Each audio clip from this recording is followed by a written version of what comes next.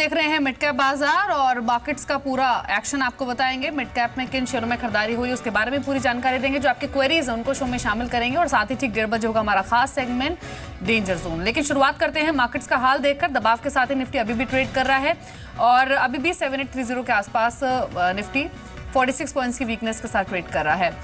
सबसे ज्यादा कमजोरी आज के सत्र में निफ्टी बैंक में देखी गई है। हालांकि निफ्टी बैंक भी अपने दिन के निचले स्तरों से काफी रिकवर हो चुका है और अभी भी आधा % नीचे हालांकि ट्रेड कर रहा है, लेकिन डे लो से रिकवरी दिखी है निफ्टी बैंक में भी। सबसे ज्यादा कमजोरी आज जिस सेक्टर में दिखी है वो है ऑटो स्टॉक्स। अभी भी ऑटो स्टॉक्स जो है वो प्रेशर में ही ट्रेड कर रहे हैं। कुछ निफ्टी लूजर्स की अगर प्रिसाइसली बात करें तो आज के सत्र में hero MotoCorp, BHEL, Tata Motors, Bajaj auto, Hindalco, ये कुछ स्टॉक्स सबसे ज्यादा कमजोर हैं आज के सत्र में। लेकिन डेफिनेटली जो लूजर्स की कैटेगरी को लीड कर रहे हैं वो ऑटो स्टॉक्स ही है। मुनाफा वसूली ऑटो एंसिलरी शेयर में भी हावी हुई है। जो ऑटो एंसिलरी लूजर्स हैं वो आपकी स्क्रीन पर है। मदरसन सुमी, भरत फोर्ज, बॉश, मुंजाल ऑटो, सोनाको, ये कुछ लूजर्स आपकी स्क्रीन पर। प्रिसाइज पॉकेट्स रही हैं हालांकि आज के सत्र में, जहां पर खरीदारी दिखी है। आप देखिए स्टेट बैंक ऑफ मैसूर करीब 8.5% ऊपर ट्रेड कर रहा है। SBT में भी करीब 4.5% की मजबूती देखी जा रही है। जो एसोसिएट बैंक है SBI के, उसके मर्जर को सैद्धांतिक मंजूरी मिली है और एक रिएक्शन स्टॉक्स पर देखा भी जा रहा है। तो इसके अलावा मिड कैप की अगर बात करें तो बहुत सारे ऐसे कुछ सिलेक्टिव स्टॉक्स हैं जहां पर खरीदारी आज के सत्र में हमने बनते हुए देखी है। लेकिन आप देखिए 3 स्टॉक्स हम आपको बताते हैं। जी बिजनेस ने सुबह से अब तक कुछ ऐसे शेयर्स आपको बताए हैं जिन्होंने जोरदार मुनाफा आपको डिलीवर किया है। एक एक करके उन स्टॉक्स को देख लेते हैं। जी बिजनेस के हिट कॉल नाहर पॉली, ये सुबह ठीक 9:30 बजे आपको ये शेयर बताया गया था और अभी भी 17% के गेंस लेकर ट्रेड कर रहा है। दिन के उच्चतम स्तरों पर अभी भी नाहर पॉली का शेयर बना हुआ है।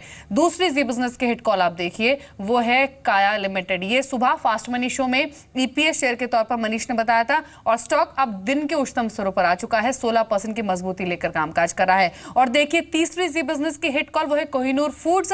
10 बजे यानी मार्केट से 10 के शो में आपको स्मॉल कैप रडार में ये एक पिक के तौर पर बताई गई थी और स्टॉक वहीं से चलना शुरू हुआ और अब दिन के उच्चतम स्तरों पर ट्रेड कर रहा है 13% की बढ़त लेकर। तो कुछ ऐसे ही आइडियाज आपको इंटरडे पर्सपेक्टिव से बताए जाते हैं जो आपको स्ट्रॉन्ग रिटर्न्स डिलीवर करें और ये 3 बड़े एग्जांपल्स आपकी स्क्रीन पर भी हैं। आगे बढ़ेंगे, अब सवाल जवाब के सिलसिले को शुरू करेंगे और सबसे पहले तरीका आपको बता देते हैं शो में शामिल होने का। मिड कैप हमारा कीवर्ड है। मिड कैप आप लिखिए, अपना सवाल आप मेंशन कीजिए और उसको भेज दीजिए 57575 पर। फोन लाइन के जरिए भी शो का हिसाब बन सकते हैं। टोल फ्री नंबर है 180018035545। दूसरा नंबर है 012042582337। व्हाट्सएप के जरिए भी अपनी क्वेरीज आप हम तक पहुंचा सकते हैं। 784002 हमारा व्हाट्सएप नंबर है। दोनों मेहमान हमारे साथ मौजूद हैं जो आपके सभी सवालों को एड्रेस करेंगे। संजीव जैन है हमारे साथ ही राजेश सतपुते हैं। पहले कॉलर भी हैं फोन लाइन पर हमारे साथ। रिनेश है नई दिल्ली से। रिनेश, गुड आफ्टरनून, क्या क्वेश्चन है आपका? इनफैक्ट नितिन हमारे साथ मौजूद है। नितिन, गुड आफ्टरनून, क्या सवाल है? हाँ, गुड आफ्टरनून मैडम। मेरे पे हैं 2 शेयर हैं। एक तो प्रभात डेयरी है, मेरे पे 110 रुपए पे मैंने 100 शेयर लिए हैं और एक कैमलिन फाइनेंस है 100 रुपए पे 5000 शेयर लिए हैं। दोनों पे ही 3 साल का नजरिया है मेरा। संदीप जी से मेरा सवाल थी। ठीक है संजीव, गुड आफ्टरनून। प्रभात डेयरी है इनके पास 99 के लेवल्स पर ट्रेड कर रहा है। 100+ का इनका परचेजिंग प्राइस है और 3 साल के पर्सपेक्टिव से होल्ड कर सकते हैं। दूसरा इनके पास कैमलिन फाइव साइंसेज, यहाँ भी इनका खरीद ऊपरी स्तरों पर है। 96 रुपए पर ये स्टॉक ट्रेड कर रहा है। क्या स्ट्रैटेजी आप दोनों ही शेयरों में लॉन्ग टर्म पर्सपेक्टिव से रेकमेंड करेंगे? Good afternoon Deepali. देखिए प्रभात डेयरी के लिए तो मेरा होल्ड कॉल ही होगा क्योंकि इनका टाइम होराइजन 3 ईयर का इन्होंने क्लियरली मेंशन कर दिया। तो प्रभात डेयरी एक अच्छी कंपनी है और डेयरी स्टॉक्स में हम आगे चल के मूवमेंट देख सकते हैं। प्रभात डेयरी ने कुछ एक्सपेंशन प्लान भी किए हुए हैं तो आगे चल करके ये स्टॉक अच्छा रिटर्न इन्हें दे सकता है। सेकेंड स्टॉक आपने क्या बताया था? कैमलिन फाइनेंसेस। कैमलिन फाइन में भी अच्छी कंपनी है कैमलिन फाइन और इनका टाइम होराइजन क्योंकि लंबी नजरिया इनका लंबा है तो ये दोनों ही स्टॉक में होल्ड करके रख सकते हैं। कैमलिन फाइन भी इन्हें एक अच्छा रिटर्न यहाँ से दे सकता है गोइंग फॉरवर्ड। तो होल्ड करने की सलाह है कैमलिन फाइन साइंसेस और प्रभात डेयरी दोनों शेयर्स। अगले कॉलर हमारे साथ कमल है दिल्ली से। कमल, गुड आफ्टरनून, क्या सवाल है आपका? रिलायंस इंडस्ट्रीज है 20 शेयर 1000 रुपए के भाव पे। ठीक है, और कितने समय आप बने रह सकते हैं स्टॉक में? लॉन्ग टर्म भी बना है, लॉन्ग टर्म पर्सपेक्टिव है। राजेश सतपुते भी है हमारे साथ। Rajesh, good afternoon. Reliance industries पर आपका व्यू क्या रहेगा? हालांकि इनका लॉन्ग टर्म पर्सपेक्टिव है।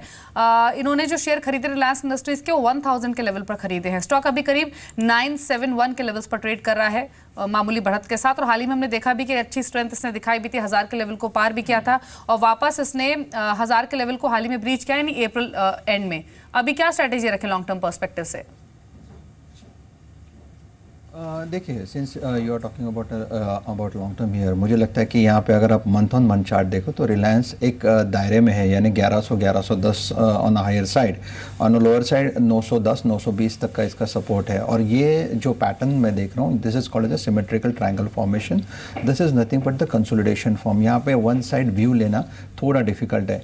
व्यू तभी मिलता है जब आपको ब्रेकआउट मिलता है ऑन ईदर साइड, और ब्रेकआउट मिलने के लिए there has to be some trigger. तो मुझे लगता है फिलहाल के लिए तुम्हारा रिलायंस में कुछ खास ट्रिगर नहीं है, लेकिन पर्टिकुलरली मैं ये बोल सकता हूँ कि जो उसका जो पैटर्न दिखता है, जो अगर हम मैं ईयर ऑन ईयर पैटर्न देखता हूँ, वो पैटर्न अभी भी ख़राब नहीं है, अच्छा ही है। मैं यही एक्सपेक्ट करता हूँ कि रिलायंस में ब्रेकआउट मिले 1100 के ऊपर, तो डेफिनेटली आपको जो रिटर्न आप एक्सपेक्ट कर रहे हो लाइक 1500 और मे बी 1600 जो उसका पहला हाई था, मे बी एक बार रिटेस्ट कर सके। But at the moment you can say Reliance जब तक 810 820 का जो इसका जो बहुत बड़ा सपोर्ट है ये होल्ड रखता है, तब तक के लिए आप इसमें बने रहे। फिलहाल होल्ड करने की सलाह है रिलायंस इंडस्ट्रीज। अगले कॉलर हमारे साथ मनोज है मध्य प्रदेश से। मनोज, गुड आफ्टरनून, क्वेश्चन पूछिए। मनोज, क्या आप सुन पा रहे हैं? जी मैम। अपना सवाल पूछिए मनोज।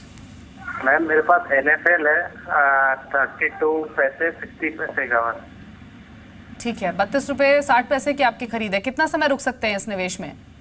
मैम अभी 2 महीने। ठीक है संजीव, छोटी अवधि का नजरिया इनका, महज 2 महीने ये होल्ड कर सकते हैं।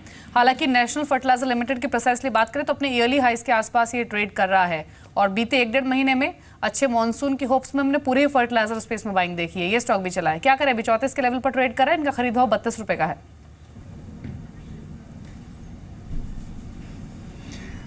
देखिए NFL के लिए मेरी इन्हें सलाह होगी, क्योंकि इनका टाइम होराइजन 2 महीने का ही है और स्टॉक एक ऊपरी स्तर पे ट्रेड कर रहा है, तो मेरी इन्हें यहाँ सलाह होगी कि लाइक मॉनसून तक ये वेट करें और उसके बाद ये एग्जिट हो जाए, वहाँ से एक अच्छा रिटर्न मिल जाएगा।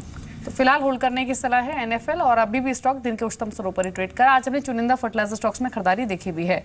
हमारे साथ लतीफ हैं श्रीनगर से। लतीफ, गुड आफ्टरनून, सवाल पूछिए।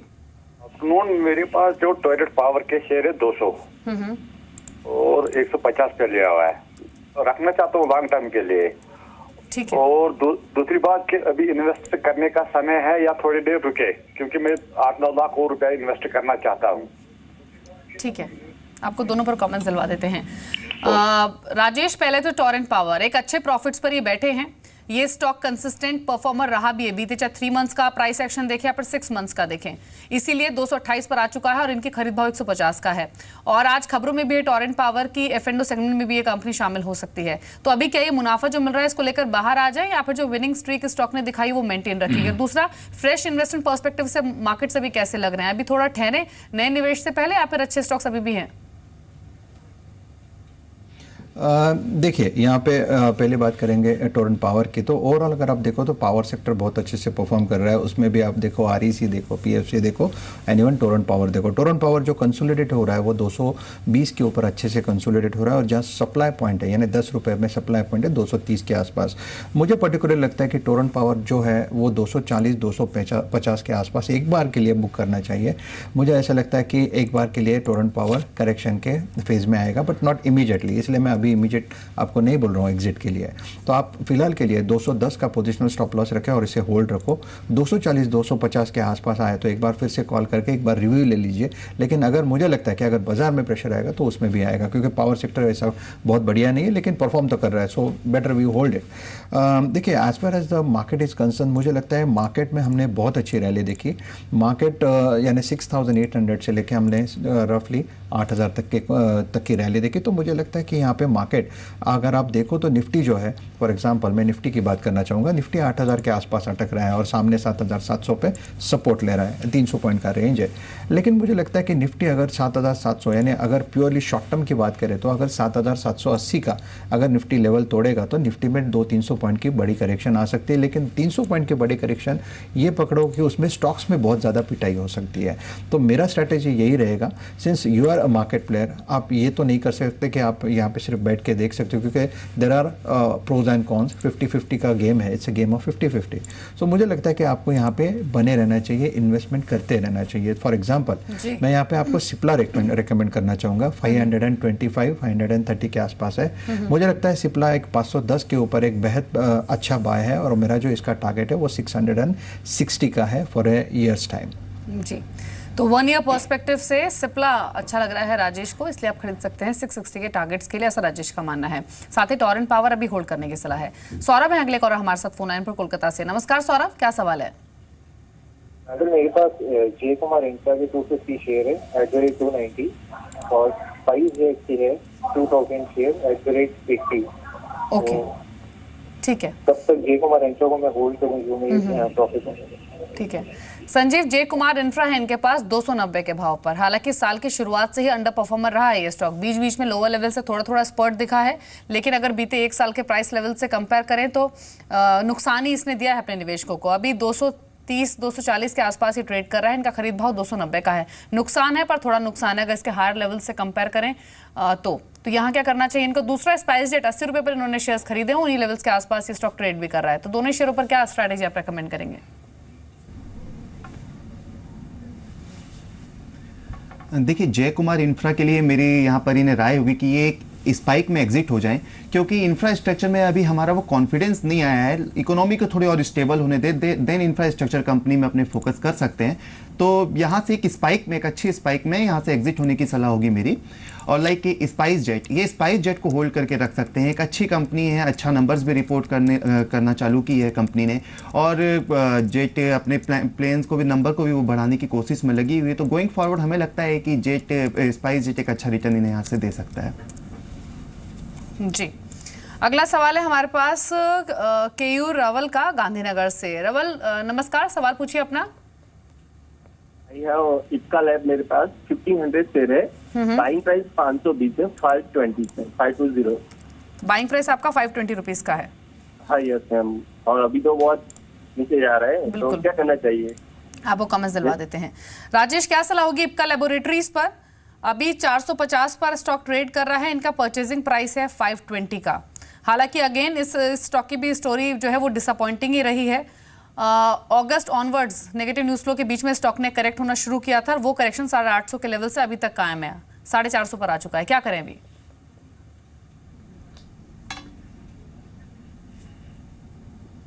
कोई है जो यहाँ पे लॉन्ग लिक्विड कर रहा है, एक हेवी इन्वेस्टर्स जो होते हैं उसमें एक डिस्कम्फर्ट हो जाता है, तो उनका कंटिन्यूस सेलिंग प्रेशर इसमें दिखता है। Chartically you can clearly identify that. देखिए मुझे लगता है कि यहाँ पे 440-450 के आसपास में भी यहाँ पे टेक्निकल पुल बैक मिले, और पुल बैक मैक्स आएगा आपको 480 and max up to 500। So maybe अगर इफ़ यू आर लकी और अगर ऐसा अच्छा पुल बैक मिलता है, since it is trading into oversold levels, so ये ओवरसोल्ड से ये जो बाउंस बैक मिले उसमें से आप एग्जिट ले लीजिए, क्योंकि चार्टिकली बहुत ही वीक है। पुल बैक जो है उसे आपको लिक्विड के लिए यूज़ करना है, आपको उसका लॉन्ग लिक्विड करना है। So it's a sell on rise counter. तो सेल ऑन राइज की स्ट्रैटेजी आपको बनानी है इप्का लैबोरेटरीज पर। लेकिन एक बार फिर से बात करते हैं ऑटो स्टॉक्स की, प्रिसाइसली मारुति सुजुकी की, जहां पर एक नेगेटिव रिएक्शन, एक स्टीप नेगेटिव रिएक्शन आज के सत्र में हमने देखा है।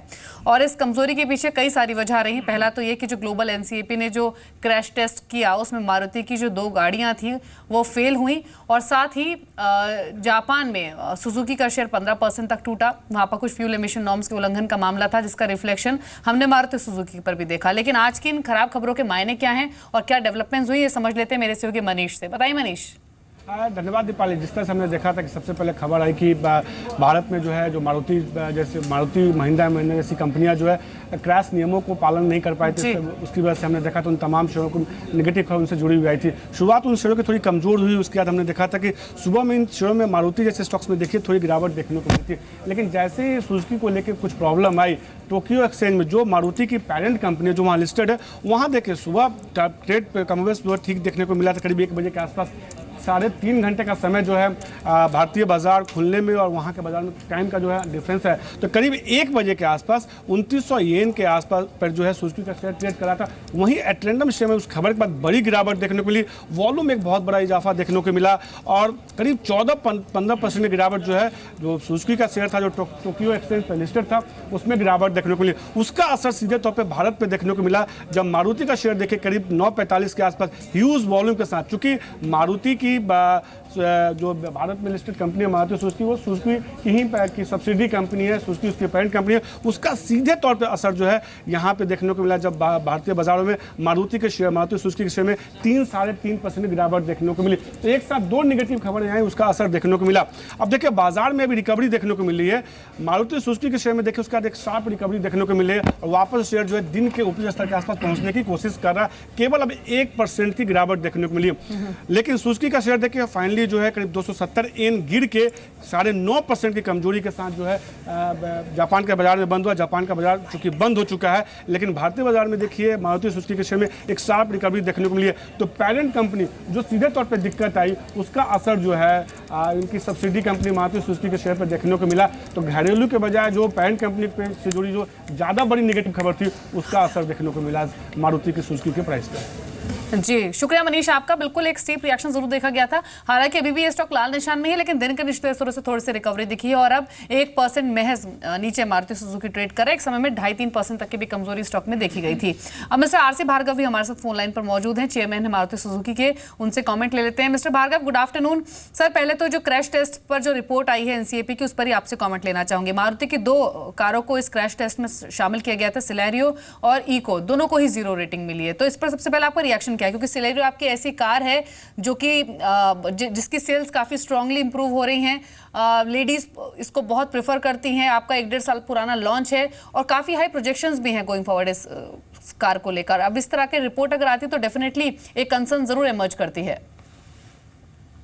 देखिए किसी भी मुल्क में रोड सेफ्टी और टेस्टिंग स्टैंडर्ड जो होते हैं वो वहाँ की सरकार फिक्स करती है, ना कि कोई बाहर की एजेंसी जिसका कोई हिंदुस्तान में लोकल स्टैंडर्ड ही नहीं है, वो आके हमारे स्टैंडर्ड हमारे लिए फिक्स करे। गवर्नमेंट ऑफ इंडिया ने जो भी स्टैंडर्ड सेफ्टी और टेस्टिंग के लिए करे हुए हैं वो मारुति हरदम मीट करती आई है, करती रहेगी और समय से पहले मीट करती रहेगी। मैं नहीं समझता कि हमें कोई ज़रूरत है कि किसी और बाहर की एजेंसी के कहने पे हम अपने स्टैंडर्ड बदलें, चाहे वो गवर्नमेंट ऑफ स्टैंडर्ड से कंसिस्टेंट हो या नहीं हो। मिस्टर भार्गव यानी आप कहना चाह रहे हैं कि जो ये रिपोर्ट आई है इसके कोई मान्य नहीं और किसी भी बाहर की एजेंसी क्या क्रैश टेस्ट करती है उससे कोई मतलब नहीं है। इंडियन स्टैंडर्ड्स के हिसाब से आपकी कारें परफेक्ट है। क्योंकि सवाल यहाँ पर ये उठ रहा है क्योंकि अब 2017 से जो नए सेफ्टी नॉर्म्स इम्प्लाई होंगे कार मैन्युफैक्चरर्स पर, उसको लेकर भी बातें हो रही हैं, उन डेडलाइंस को भी आपको मीट करना है। तो अब ऐसे में क्योंकि 2017 नजदीक है, तो क्या बदलाव आप प्लान यहाँ पर कर रहे हैं? क्या आप अपने सभी मॉडल्स को अपग्रेड करेंगे 2017 नॉर्म्स को मीट करने के लिए? देखिए मैं हर एक कार का तो इस हमारे इतने सारे मॉडल हैं उन सबका जिक्र यहाँ कर नहीं सकता, मगर आप इस पे बिल्कुल निश्चिंत रहिए कि जो भी हम जरूरत होगी हर एक मॉडल में वो करेंगे। अब जैसे ब्रेजा हमने इंट्रोड्यूस करी है, अभी ब्रेजा सारे फ्रंटल क्रैश टेस्ट और ऑफसेट के जो क्रैश टेस्ट हैं दोनों मीट करती है। 17 में रिक्वायरमेंट है, हम तो अभी से मीट करके जब इंट्रोड्यूस किया तो उसको ऐसे इंट्रोड्यूस किया कि वो ऑलरेडी वो स्टैंडर्ड मीट करते हैं। तो ऐसे जिस मॉडल में जो भी चीज करने की जरूरत होगी वो हम 17 की डेडलाइन है उससे पहले चेंजेस कर देंगे। यानी 2017 की डेडलाइन से पहले आप चेंजेस कर देंगे। लेकिन अभी की जो रिपोर्ट है, भले ही आप उसे नहीं मानते हैं, लेकिन डेफिनेटली सेंटिमेंट्स तो थोड़े खराब हुए हैं इस रिपोर्ट के आने के बाद, क्योंकि जो कुछ और कारों का टेस्ट हुआ उसमें रेनो की ओर से भी स्टेटमेंट्स आए हैं कि वो क्विड को सेफ्टी स्टैंडर्ड्स के हिसाब से दोबारा से अपग्रेड कर लेकर आएंगे। तो इस तरह की कोई स्ट्रैटेजी आप प्लान कर रहे हैं या फिर इस सिचुएशन से जो अभी सेंटिमेंट्स वीक हुए हैं इस रिपोर्ट के आने के बाद उससे कैसे डील करेंगे? कि अमेरिका में जो स्टैंडर्ड है एनसीएपी का, वो जो उनके रेगुलेटरी स्टैंडर्ड है क्रैश टेस्ट का, उससे एकदम बराबर है, फर्क नहीं है। यूरोप में जरूर फर्क है और अब यहाँ पर देखना होगा कि गवर्नमेंट क्या फिक्स करती है या एनसीएपी स्टैंडर्ड्स क्या करती है। बट ये स्टैंडर्ड्स मैंडेटरी नहीं होंगे, ये वॉलंटरी स्टैंडर्ड्स होंगे। जो करना चाहेगा करेगा, नहीं करना चाहेगा नहीं करेगा। ये हर एक कंपनी को हर एक मॉडल के लिए समय पर फैसला लेना होगा कि उनको क्या स्टैंडर्ड फॉलो करना चाहिए। जी मिस्टर भार्गव, 2 चीजें और, इस रिपोर्ट का क्या कोई एक्सपोर्ट पर भी आप असर देखते हैं? और दूसरी चीज ये, अब जिस तरह से आपने खुद मेंशन किया कि हाँ अपने मॉडल्स को आप अपग्रेड करेंगे 2017 नॉर्म्स को मीट करने के लिए, तो उससे प्राइसिंग पर कुछ फर्क पड़ेगा? कीमतें बढ़ेंगी आपकी कारों की? कोई एक्सपोर्ट में नहीं होगा क्योंकि सब इम्पोर्टिंग कंपनीज के जो स्टैंडर्ड्स हैं, गवर्नमेंट से फिक्स स्टैंडर्ड्स हैं, वो हम सब मीट करते हैं। ये तो उस समय देखना पड़ेगा क्या इम्पैक्ट होता है, कितना करना है, कि हमें बहुत सी गाड़ियों में बहुत कम मॉडिफिकेशन। जी चलिए, शुक्रिया मिस्टर भार्गव, समय दिया आपने जी बिजनेस को और बातचीत की इस पूरे ही मुद्दे पर। तो मिस्टर भार्गव को आपने सुना, जिन्होंने कहा कि इंडियन स्टैंडर्ड्स के हिसाब से जो उनकी कार्स हैं वो परफेक्ट हैं और 2017 नॉर्म्स के लिए वो को मीट करने के लिए वो काम कर भी रहे हैं और उसी हिसाब से अपने मॉडल्स को अपग्रेड करेंगे भी। पंजाब नेशनल बैंक हालांकि हरे निशान में, कुछ देर पहले नतीजे आए जहां पर जो नंबर्स आए उन्होंने प्रोजेक्शंस को डाउन साइड पर बीट किया, यानी अनुमान से खराब नंबर्स आते हुए दिखे और 5,367 करोड़ का घाटा हुआ है बैंक को। लेकिन हम यहाँ से सीधे रुक कर लेते हैं पीएनबी की प्रेस कॉन्फ्रेंस का post earnings. 2.3 NIMs given the conditions, given the NPAs are, I would say, robust.